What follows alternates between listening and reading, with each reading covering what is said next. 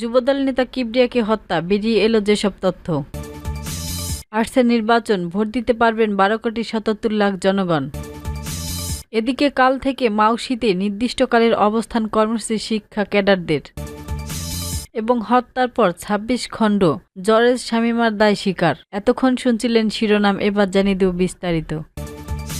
রাজধানীর পল্লবীতে দুর্বৃত্তের গুলিতে পল্লবী থানা যুবদলের সদস্য সচিব গোলাম কিবরিয়া নিহত হয়েছেন। তাকে প্রকাশ্যে গুলি করে হত্যা করেছেন দুর্বৃত্তরা। এমনকি খুন করে পালানোর সময় দ্রুত রিকশা না চালানোর চালককেও গুলি করে তারা। সোমবার ১৭ নভেম্বর সন্ধ্যা ৭:৩০টার দিকে এ ঘটনা ঘটে। সিসিটিভি ফুটেজে দেখা যায়, মিরপুরের পল্লবী এলাকায় একটি দোকানে ঢুকে প্রকাশ্যে যুবদল নেতা গোলাম কিবরিয়াকে পরপর কয়েক গুলি করে হেলমেট পরা ৩ জন মুহূর্তেই লুটিয়ে পড়েন তিনি।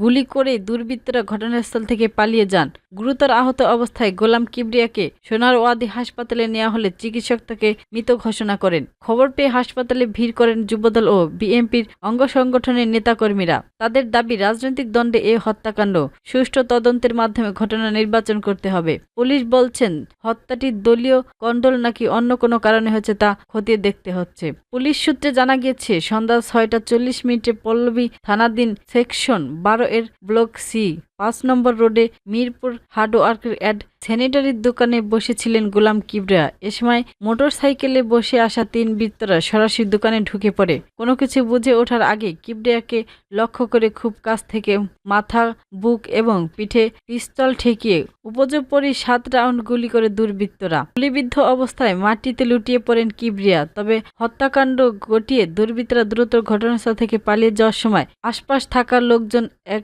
দুর্বৃত্তকে আটক করে। আটক দুর্বৃত্তকে হেফাজতে নিয়ে জিজ্ঞাসাবাদ চললে এবং ঘটনাস্থল থেকে হত্যাকাণ্ড ব্যবহৃত ৭ রাউন্ড গুলির খোসরা উদ্ধার করা হয়েছে। এদিকে কিবরিয়াকে গুলি করে অটোরিকশায় পালিয়ে যাওয়ার সময় দ্রুত না চালানো চালক আরিফকে গুলি করে পালিয়ে যান দুর্বৃত্তরা। আহত অবস্থায় চালককে ঢাকা মেডিকেল ভর্তি করা হয়। আরফিকে হাসপাতালে নিয়ে আসা পথচারী মোহাম্মদ পিয়ারুল ইসলাম জানান, ঘটনার সময় তিনি মিরপুর 12.5 সি ব্লক মোড়ের ঢালে অবস্থান করেছিলেন।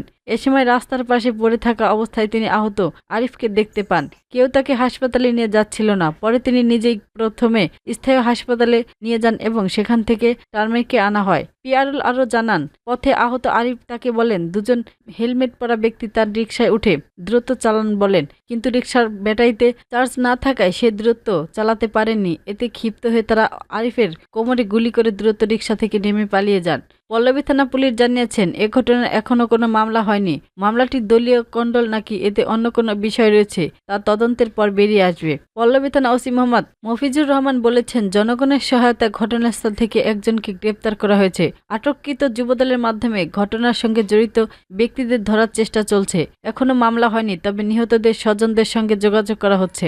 এদিকে কিবরিয়াকে হত্যার প্রতিবাদ ও বিচারের দাবিতে পল্লবীতে বিক্ষোভ মিছিল করছেন স্থায়ী বিএনপি ও দলটির সহযোগিতা সংগঠনের নেতাকর্মীরা। ত্রয়োদশ জাতীয় সংসদ নির্বাচনে ভোট দিতে পারবেন 12,76,95,183 জন। খসড়া তালিকা অনুযায়ী ভোটার ছিল 12,76,12,384 জন। এদিকে মঙ্গলবার 18 নভেম্বর আগারগাঁওয়ে নির্বাচন ভবনের নিজ কার্যালয়ের সামনে সাংবাদিকদের এসব তথ্য জানান কমিশনের সিনিয়র সচিব আক্তার আহমেদ। সচিব বলেন, গত 31 অক্টোবর পর্যন্ত যাদের বয়স 18 হয়েছে তাদের নিয়ে ভোটার তালিকা প্রস্তুত করা হয়েছে। চূড়ান্ত হিসাবে মোট ভোটার সংখ্যা 12,76,95,183 জন। আক্তার আহমেদ বলেছেন, চূড়ান্ত ভোটার তালিকায় পুরুষ ভোটার 6,48,14,907 জন এবং নারী ভোটারের 6,28,79,042 জন ও তৃতীয় লিঙ্গের 1,234 জন ভোটার। ভোটার তালিকা অনুযায়ী পুরুষ ভোটার বৃদ্ধির হার 2.29% এবং নারী ভোটার বৃদ্ধির হার 4.16%।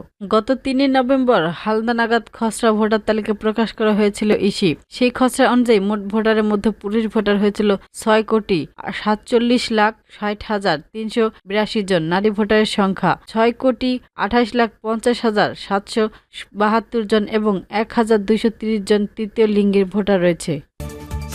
রাষ্ট্রের সন্তান 26টি ক্যাডার, এর মধ্যে 25 সন্তানের পদোন্নতি যদি যথাসময় হয় তাহলে এক সন্তানের পদোন্নতি কেন এক যুগ আটকে থাকবে? এই বৈষম্যের জন্য কি জুলাই বিপ্লব হয়েছিল?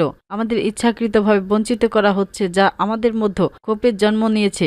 শিক্ষকদের কাছে ফিরে যেতে চাই, রাষ্ট্র আমাদের এই ন্যায্য দাবি পূরণ করুক, এটাই চাই। মঙ্গলবার বিসিএস সাধারণ শিক্ষা ক্যাডার পরিদর্শনের ব্যানারে রংপুর কারমাইল কলেজে নো প্রমোশন নো ওয়ার্ক কর্মসূচিতে অংশ নিয়ে এসব কথা বলেন কলেজটির মার্কেটিং বিভাগে সিনিয়র প্রশাসক বুলবুল আহমেদ। তিনি বিসিএস 32তম ব্যাচের সাধারণ শিক্ষা ক্যাডার। সকাল থেকেই প্রভাষকরা শহীদ মিনারের পদদেশে অবস্থান নিয়ে যে কর্মসূচি পালন করছেন, এ কারণে সিনিয়র জুনিয়র প্রশাসকরা ক্লাসে ফিরবেন না। শিক্ষা কার্যালয়ে বিঘ্ন ঘটছে। কারমাইলের কলেজের পাশাপাশি সারা দেশের সরকারি কলেজগুলোতেও এই কর্মসূচি পালিত হচ্ছে।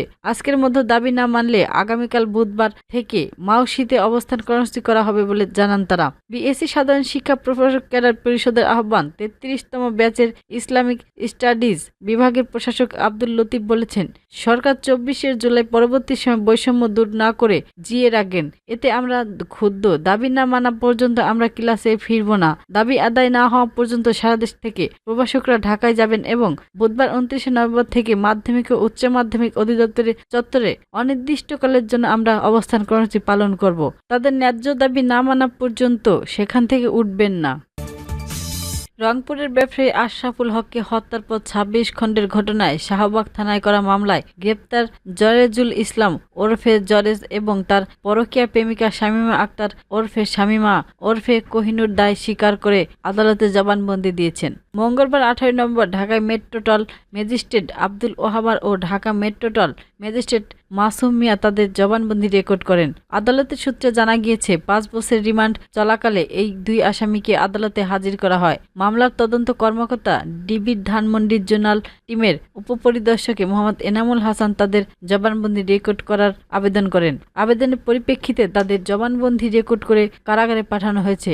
এর আগে গত শুক্রবার রাতে কুমিল্লার দাউদকান্দি এলাকা থেকে জারেজকে গ্রেপ্তার করে পুলিশের গোয়েন্দা শাখা ডিবি একই জেলায় লাকসাম এলাকায় থেকে গ্রেপ্তার করা হয় শামীমাকে। পরের দিন তাদের 5 দিনের রিমান্ড মঞ্জুর করেন। গত বৃহস্পতিবার সন্ধ্যায় হাইকোর্ট সংলগ্ন জাতীয় ঈদগাহ মাঠের গেটের কাছে নীল ড্রোমা থেকে খণ্ড খণ্ড লাশ উদ্ধার করেন পুলিশ। 20 টুকরা লাশের প্রথমে পরিচয় পাওয়া না গেলেও আঙ্গুলের ছাপ নিয়ে জাতীয় পরিচয়পত্রে ডেটাবেস থেকে পরিচয় শনাক্ত করা হয়। জানা যায় লাশটি রংপুরের বদরগঞ্জ উপজেলার গোপালপুর ইউনিয়নের নড়াপাড়া গ্রামের আশরাফুল হকের। এ ঘটনায় শুক্রবার শাহবাগ থানায় একটি মামলা করেন নিহতদের বোন।